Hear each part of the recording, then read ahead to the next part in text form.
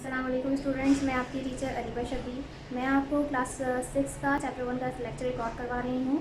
Chapter का नाम है learning to be a scientist. Book हम लेंगे अमेजिंग साइंस।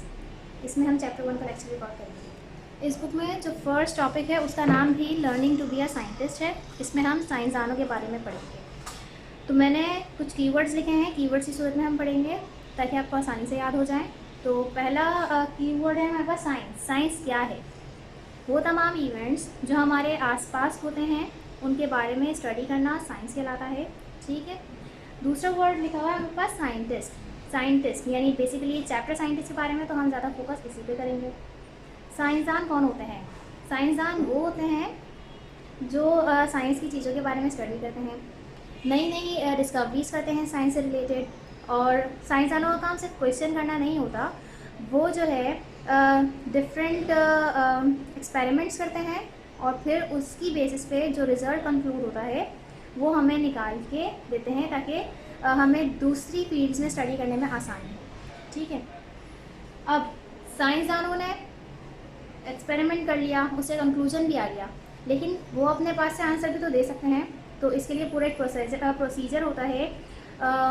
वो जो है पूरे साइंटिफिक मेथड्स पे, साइंटिफिक तरीक़ों से स्टडी करने के बाद फिर हमें आंसर देते हैं और वो रेयर आंसर होता है। ठीक है। साइंसदान कौन होते हैं? A person who study related to science. ठीक है। अब साइंसदान वो साइंटिफिक मेथड्स पे काम कर रहे हैं तो जाहिर सी बात है वो कहीं पे भी बैठ के नहीं कर सकते काम। उनको हम जो है एक स्पेशल रूम देते हैं जिसमें वो तमाम अपने रिएक्शंस, तमाम अपने एक्सपेरिमेंट्स वो करते हैं वहाँ पर। उसे हम लेबॉर्ट्री कहते हैं। अब उनको लेबॉर्ट्री देने की ज़रूरत क्या थी? वो कहीं पे भी एक छोटा सा रूम भी बना के उनको दिया जा सकता था, लेकिन उनको एक स्पेशल वर्ड और स्पेशल रूम के साथ लेबॉर्ट्री क्यों दी गई? उसकी वजह यह है कि अगर साइंसदान कोई केमिकल रिएक्शन कर रहा है और वो केमिकल रिएक्शन एनवायरनमेंट से अगर रिएक्ट करे तो हो सकता है वहाँ पे ब्लास्ट हो जाए। तो उन चीज़ों को मद्देनज़र रखते हुए और थोड़े हादसा से बचने के लिए हमने उनको लेबॉर्ट्री बना कर दी। ठीक है। लेबॉर्ट्री क्या है? Special room where scientist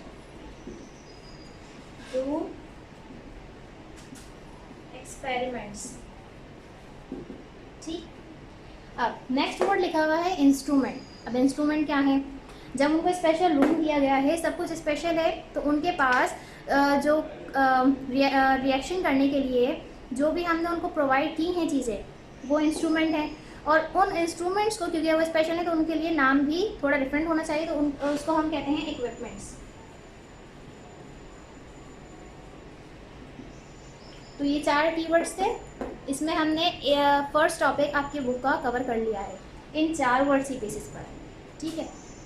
science, study of events that took place around us. वो तमाम इवेंट्स जो हमारे इर्द गिर्द हो रहे हैं उनकी स्टडी को हम साइंस कहते हैं। साइंसदान कौन है? वो पर्सन जो साइंस से रिलेटेड स्टडी करता है वो साइंटिस्ट कहलाता है। लेबॉर्ट्री क्या है? एक स्पेशल रूम जहाँ साइंटिस्ट काम करते हैं।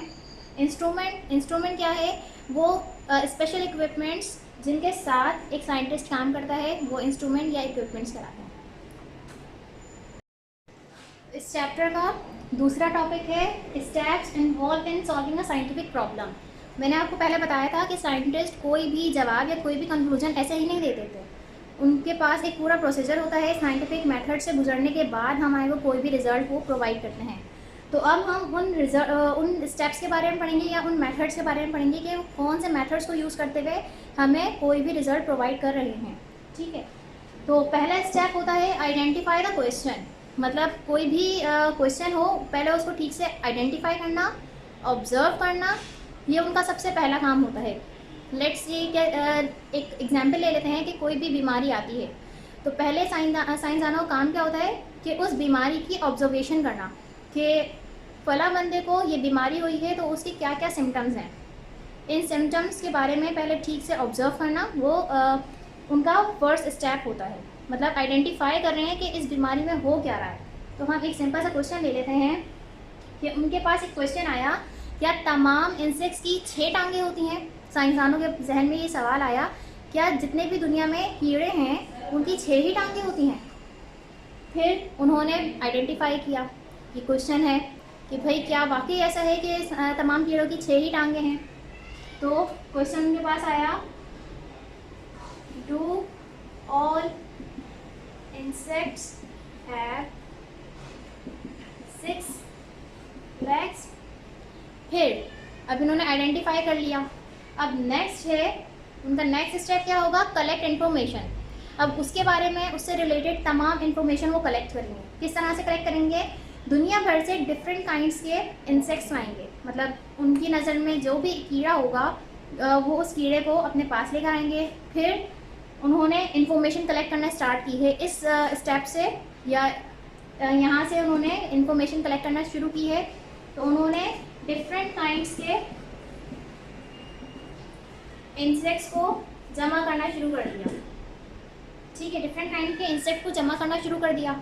अब नेक्स्ट स्टेप क्या होगा, परफॉर्म एन एक्सपेरिमेंट। वो इससे रिलेटेड एक एक्सपेरिमेंट परफॉर्म करेंगे, एक तजुर्बा करेंगे। किस तरह से करेंगे, इन तमाम इंसेक्ट्स को स्टडी करने के लिए एक वो मैग्नीफाइंग ग्लास यूज़ करेंगे, जिसको मैग्नीफाई करके वो देखेंगे कि वाकई इन तमाम इंसेक्ट्स की 6 टांगें हैं या नहीं हैं। ठीक है, बाय यूजिंग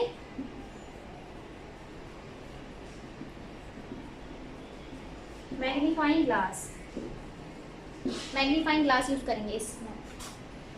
फोर्थ स्टेप क्या होगा उनका, रिकॉर्ड रिजल्ट। अब इससे रिलेटेड वो रिजल्ट रिकॉर्ड करेंगे।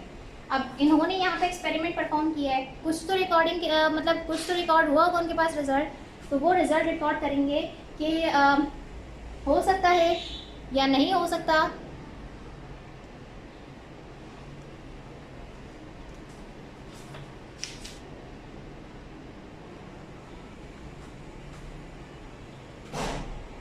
हो सकता है या नहीं हो सकता कि तमाम इंसेक्ट्स की टांगें हों 6 सिर्फ। तो उसके लिए एक वो लिस्ट बनाएंगे और उस लिस्ट में इंसेक्ट का नाम, उसकी काइंड और फिर उसकी नंबर ऑफ लेग्स लिख लेंगे।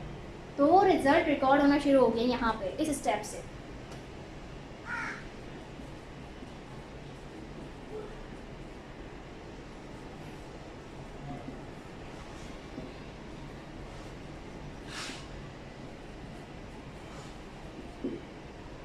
फिर एनालाइज करेंगे रिजल्ट को, कि एनालाइज करने में के लिए एनालाइज किस तरह से करेंगे। अब उन्होंने ये रिकॉर्ड कर लिया कि एक्सपेरिमेंट हो गया, रिकॉर्ड भी हो गया कि हो सकता है इन तमाम इंसेक्ट्स की 6 ही टांगें हों। तो अब एनालाइज रिजल्ट एनालाइज करने के लिए जो भी इसको देखते हुए उनको जो भी रिजल्ट मिलेगा उसमें क्या लिख देंगे वो, कि ऑल इंसेक्ट्स हैव 6 legs। कि हाँ, या इस रिजल्ट को देखते हुए हाँ या नहीं कि तमाम इंसेक्ट्स की 6 टांगें होती हैं। अब ये तो हमारे पास एक्सपेरिमेंट बहुत पहले ही परफॉर्म हो चुका है, तो इसलिए हम लिख रहे हैं ऑल इंसेक्ट्स हैव 6 legs, क्योंकि तमाम कीड़ों की 6 ही टांगें होती हैं। अब उससे मतलब इस रिजल्ट से एनालाइज उन्होंने रिजल्ट किया है, उससे देखते हुए कंक्लूजन पे पहुँचेंगे। कंक्लूजन में क्या लिखा जाएगा कि वाकई तमाम इंसेक्ट्स की 6 ही टांगें होती हैं। इसमें ये बात लॉक हो जाएगी, फाइनल हो जाएगी। ये रिपोर्ट की सूरत में दूसरे साइंसदानों को टेस्ट के लिए भेजी जाएगी या एक्सपेरिमेंट के लिए भेजी जाएगी। किसी भी कंक्लूजन से पहले बहुत दफ़ा बहुत सारे साइंटिस्ट एक्सपेरिमेंट परफॉर्म करते हैं, उस पर डिस्कशन होती है, उसके बाद जाके हमें ये कंक्लूजन मिलता है। जब तमाम साइंटिस्ट, तमाम ऑर्गेनाइजेशन एग्री करती हैं तब हमें ये कंक्लूजन मिलता है, इतनी आसानी से नहीं मिल जाता।